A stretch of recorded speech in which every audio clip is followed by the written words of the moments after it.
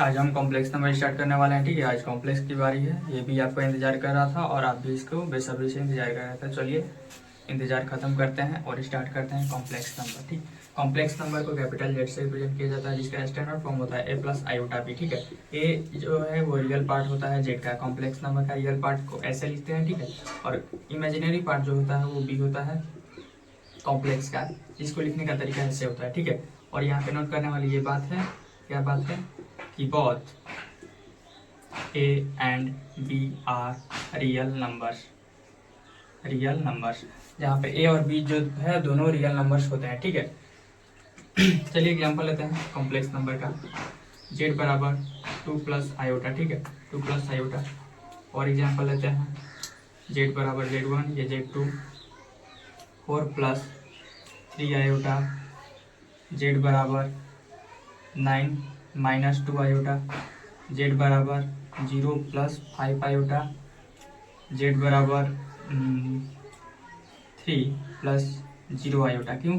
देखिए 0 plus 5 iota ये भी कॉम्प्लेक्स है। क्यों? क्योंकि जो 0 है वो रियल नंबर है। ठीक है, और यहाँ पे भी आयोटा के साथ जो 0 लगा है वो भी एक रियल नंबर है। ठीक है, तो हमने क्या लिखा कि ए और बी दोनों रियल नंबर से बिलोंग करते हैं। ये रहा आपका कॉम्प्लेक्स नंबर का बहुत सारा एग्जाम्पल। ठीक है,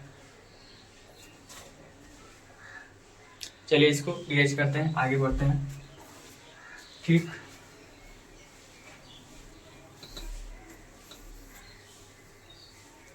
अब देखते हैं क्या देखते हैं।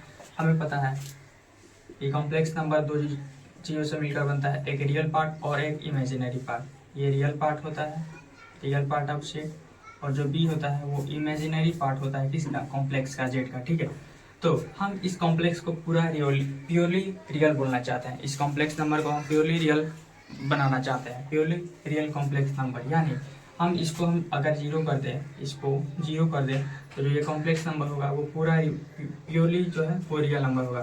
तो यहाँ से एक पॉइंट करेंगे नोट, क्या कि इफ जेड जो है प्योरली रियल होगा, Z complex number purely real complex बोला जाएगा। कब?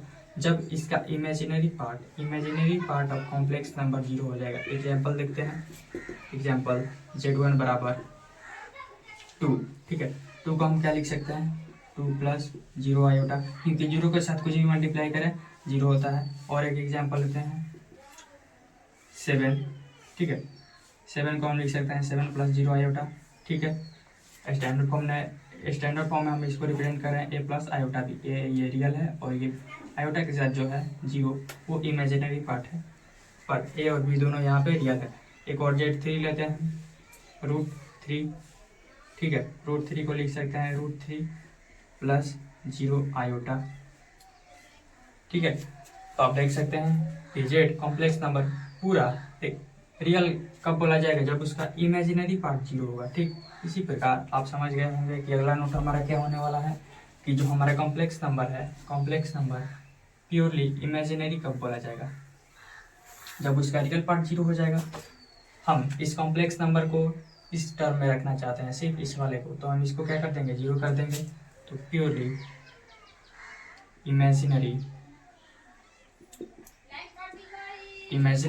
Purely imaginary if real part of Z, real part of complex number 0। Example समझते हैं, एग्जाम्पल से देखते हैं वो। देखो एग्जाम्पल Z1 0 माइनस आयोटा। ठीक है, 0 माइनस आयोटा, तो हम क्या लिख सकते हैं? Minus iota.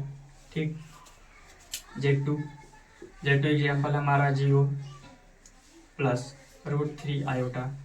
एक और एग्जाम्पल लेते हैं, सही में इनका रियल पार्ट क्या है? 0 है। एक और Z3 लेते हैं 2√2 आयोटा। ठीक है, इसको लिख सकते हैं 0 प्लस 2√2 आयोटा। ठीक है, इसका इमेजिनरी पार्ट कुछ ना कुछ है, पर इसका रियल पार्ट क्या है? 0 है। ठीक है,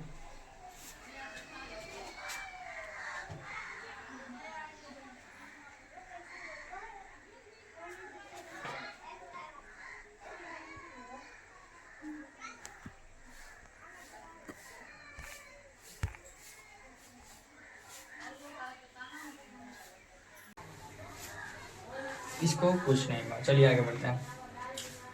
जेड बराबर 0, बहुत ही इम्पोर्टेंट कॉम्प्लेक्स नंबर है ये, जिसके बारे में MCQ में डायरेक्ट आपको एग्जाम में क्वेश्चन पूछ सकता है। जीरो को हम क्या लिख सकते हैं, 0 + 0 आयोटा, 0 + 0 आयोटा। 0 एक ऐसा कॉम्प्लेक्स है, 0 is the only complex number 0 एक ऐसा कॉम्प्लेक्स नंबर है which is purely real as well as purely imaginary, which is purely real as well as purely imaginary। मतलब सर 0 एक ऐसा कॉम्प्लेक्स नंबर है जो कि प्योरली रियल और प्योरली इमेजिनरी कॉम्प्लेक्स नंबर है। कैसे, चलिए समझते हैं। प्योरली इमेजिनरी कॉम्प्लेक्स नंबर होने का मतलब क्या है कि इसका रियल पार्ट 0 हो जाए। ये हमारा कॉम्प्लेक्स नंबर है। जैसे एग्जाम्पल लेते हैं, एग्जाम्पल z बराबर, प्योरली हम इसको इमेजिनरी बोलना चाहते हैं, प्योरली इमेजिनरी, जिसका रियल पार्ट क्या है 0 हो गया, तो ये कॉम्प्लेक्स नंबर जो है प्योरली इमेजिनरी है। तो यहाँ पे z बराबर 0 + 0 आयोटा हमारा है, 0 + 0 आयोटा, इसका रियल पार्ट 0 है, ठीक है।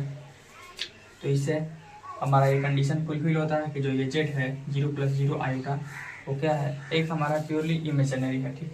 और एक दूसरा एग्जांपल लेते हैं, दूसरा एग्जांपल Z2, इसमें हम 2 + 0 आयोटा, ये प्योरली रियल कॉम्प्लेक्स है। क्यों? क्योंकि इसका जो आयोटा के साथ जो इमेजिनरी पार्ट है, आयोटा का जो कोफिशिएंट होता है उसे इमेजिनरी पार्ट कहते हैं कॉम्प्लेक्स का, उस कॉम्प्लेक्स का इमेजिनरी पार्ट 0 है, यहाँ पे इमेजिनरी पार्ट 0 है, तो ये कॉम्प्लेक्स प्योरली रियल भी हुआ और इसका रियल पार्ट 0 है, तो प्योरली इमेजिनरी हुआ। तो जो z है, z बराबर 0 या फिर 0 + 0 iota, purely real as well as purely complex, purely imaginary और प्योरली रियल कॉम्प्लेक्स नंबर है, ठीक है। चलिए अब इक्वालिटी ऑफ कॉम्प्लेक्स नंबर पढ़ते हैं, ठीक। इक्वालिटी ऑफ कॉम्प्लेक्स नंबर पढ़ते हैं। हमें 2 कॉम्प्लेक्स नंबर दी हुई होंगी और हमें बताना होगा कि वो दोनों कॉम्प्लेक्स नंबर बराबर कब होंगे। जैसे एग्जाम्पल लेते हैं, Z1 हमारे पास 3 + 4 आयोटा है, एक कॉम्प्लेक्स नंबर, और Z2 जो है वो √1060 का होल स्क्वायर, ठीक है, प्लस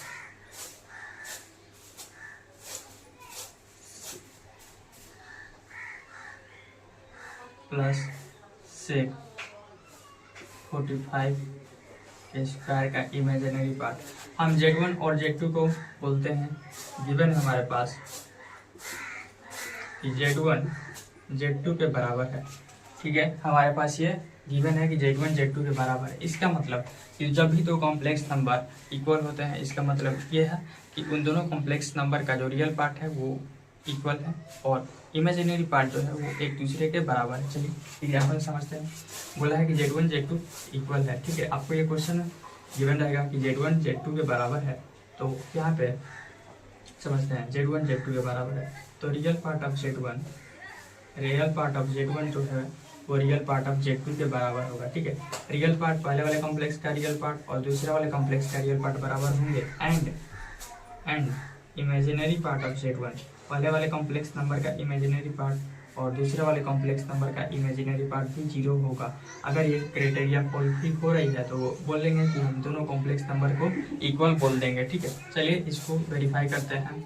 वेरीफाई करना है कि Z1 Z2 के बराबर है, ये Z1 Z2 के बराबर है, गिवन नहीं है, वेरीफाई करना है। और ये हमारे पास Z1 Z2 दिया हुआ है, ठीक है। Z1 को लिखते हैं, Z1 है 3 + 4 आयोटा, ठीक है।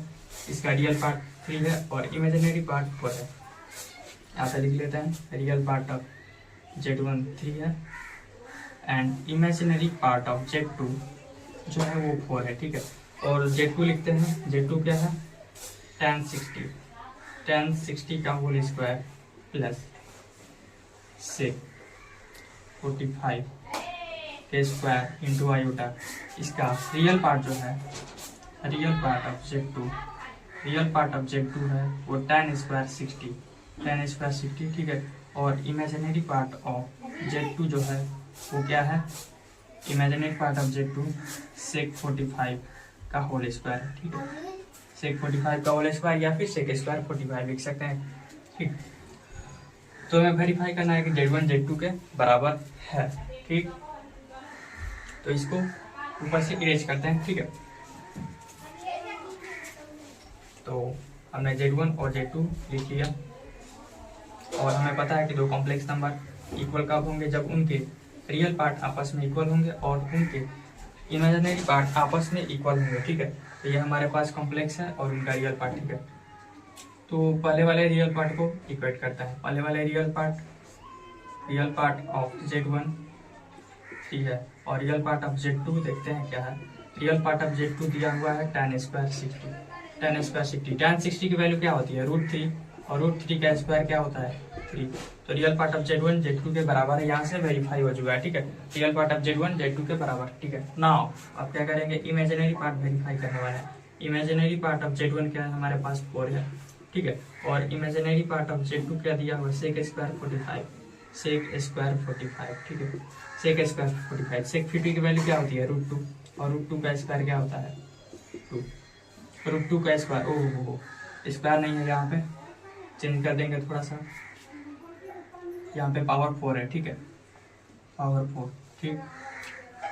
तो यहाँ पे पावर 4 कर देंगे तो √2 का पावर 4 यानी ये √2 की पावर 4 जो है वो 2 होता है, ठीक। तो यहाँ से देख सकते हैं कि इमेजिनरी पार्ट ऑफ Z1 और इमेजिनरी पार्ट ऑफ Z2 दोनों बराबर है और real part of Z1 real part of Z2 के बराबर है, ठीक है।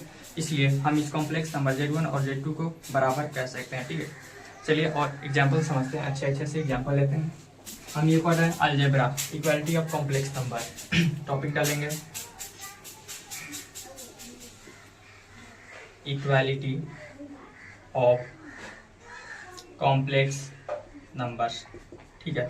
इक्वालिटी ऑफ कॉम्प्लेक्स नंबर्स के बारे में जानते हैं। क्या जानते हैं कि दो कॉम्प्लेक्स नंबर हमें दी हुई रहेंगी क्वेश्चन में और उन दोनों को बोलेगा वेरीफाई कीजिए, या फिर x और y की वैल्यू देगा और हमें फाइंड करना है कि दो कॉम्प्लेक्स नंबर इक्वल हैं तो उनकी वैल्यू फाइंड कीजिए जो भी बोलेगा, ठीक है। चलिए क्वेश्चन लिखिए प्यारा सा।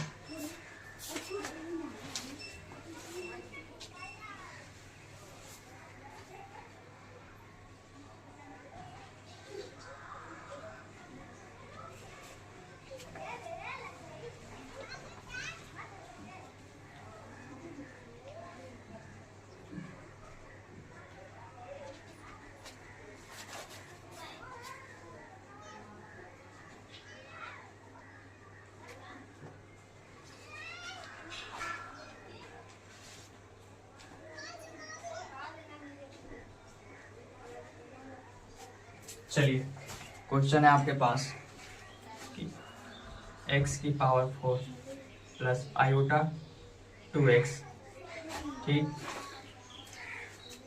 प्लस आयोटा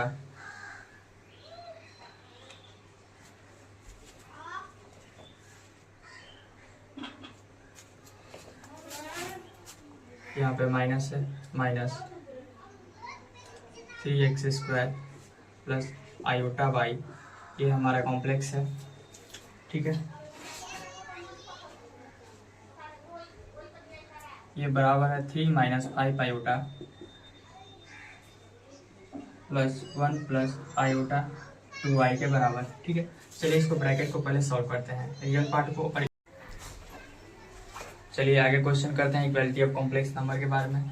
चलिए इस रियल पार्ट और इमेजिनरी पार्ट को एक साथ देखते हैं तो क्या हो जाएगा हमारा, x की power 4 minus 3x square plus iota 2x plus y, real part को एक साथ लिख लिया और इमेजिनरी पार्ट को एक साथ। यहाँ पे 3 प्लस 1 हो जाएगा 4 और प्लस आयोटा 2y माइनस 5, ठीक है।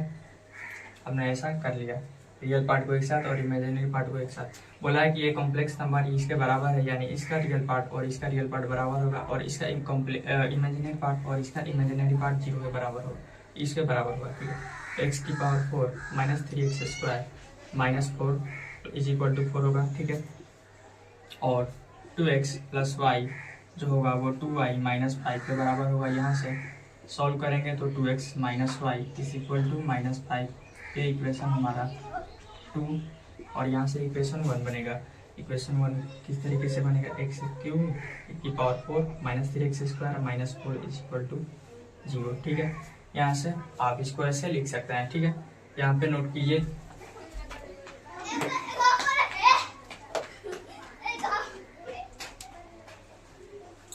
ठीक है। चलिए आगे सॉल्व करते हैं। अब हम क्या करेंगे, इसको x की पावर 4, ठीक है, यहाँ पे minus 4x square plus x square minus 4 splitting the middle term करने वाले हैं, ठीक है। जोड़ने पर माइनस 3x स्क्वायर और मल्टीप्लाई करने पर माइनस 4x की पावर 4 आ जाएगा, ठीक है। यहाँ से एक्स स्क्वायर कॉमन लेंगे तो क्या बचेगा, एक्स स्क्वायर माइनस 4, ठीक है। और यहाँ से एक्स स्क्वायर माइनस 4 कॉमन लिया तो यहाँ पे बचेगा प्लस 1 इज इक्वल टू 0, ठीक है। यहाँ पे एक्स स्क्वायर प्लस 1 और एक्स स्क्वायर माइनस 4 यहाँ से 0 के बराबर। ये एक्स स्क्वायर प्लस 1 0 के बराबर होगा, ठीक है। और यहाँ से एक्स स्क्वायर माइनस 4 जो है वो 0 के बराबर होगा। यहाँ से एक्स की वैल्यू आएगी प्लस माइनस 2, एक्स की वैल्यू आएगी प्लस माइनस 2, ठीक है। उम्मीद कर रहे हैं आपको समझ आ रहा होगा। x की वैल्यू यहाँ से प्लस माइनस 2 और एक्स स्क्वायर प्लस 1, यहाँ से x की वैल्यू आएगी क्या, plus minus under root minus 1। Under root minus तो ये इमेजिनरी क्वांटिटी है, ठीक है। क्योंकि हमें पता है कि रूट के अंदर को कभी भी नेगेटिव नंबर नहीं आता, हमेशा 0 आता है या फिर पॉजिटिव आता है, ठीक। तो हमारे पास, और हमें ये भी पता है कि जो x और y होता है यहाँ पे वो क्या होता है, रियल नंबर होते हैं। जो कॉम्प्लेक्स नंबर z बराबर a प्लस आयोटा भी है, वहाँ पे a और b दोनों क्या होते हैं, रियल नंबर होते हैं, ठीक है। पर यहाँ पे x जो है वो हमारा एक इमेजिनरी नंबर है, तो ये वाला एक्स स्क्वायर प्लस 1 ये वैलिड नहीं होगा, ठीक है।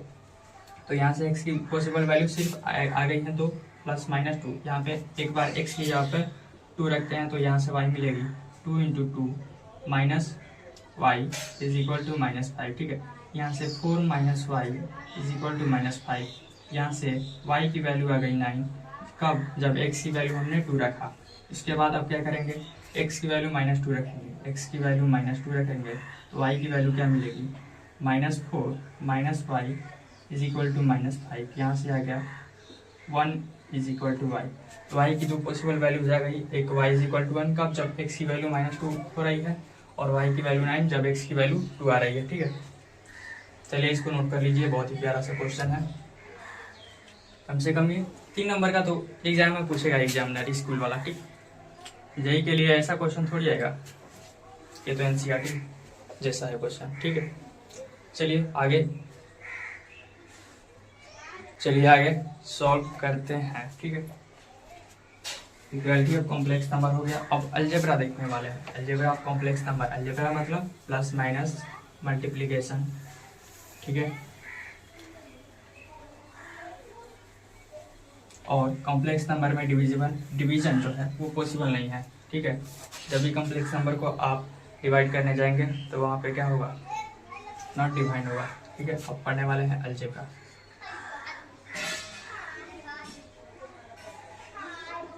Algebra of complex number, short में लिखे हैं कॉम्प्लेक्स नंबर, CN मतलब कॉम्प्लेक्स नंबर अलजेब्रा, ठीक है। पहला आता है एडिशन, सिंपल वाला रूल। एडिशन आप कैसे कर सकते हैं, Z1 है a प्लस आयोटा b, ठीक है। Z2 है हमारा c प्लस आयोटा d, ठीक है। हमें Z1 प्लस Z2 करना है तो क्या करेंगे, रियल पार्ट ऑफ Z1 और रियल पार्ट ऑफ Z2 को जोड़ देंगे तो ये a प्लस c बन जाएगा, और प्लस में imaginary part of Z1 plus imaginary part of Z2 हो जाएगा, ठीक है। सिंपल, रियल पार्ट को रियल पार्ट से जोड़ेंगे और इमेजिनरी पार्ट को इमेजिनरी पार्ट से जोड़ देंगे, ठीक है। दूसरा सब्ट्रैक्शन,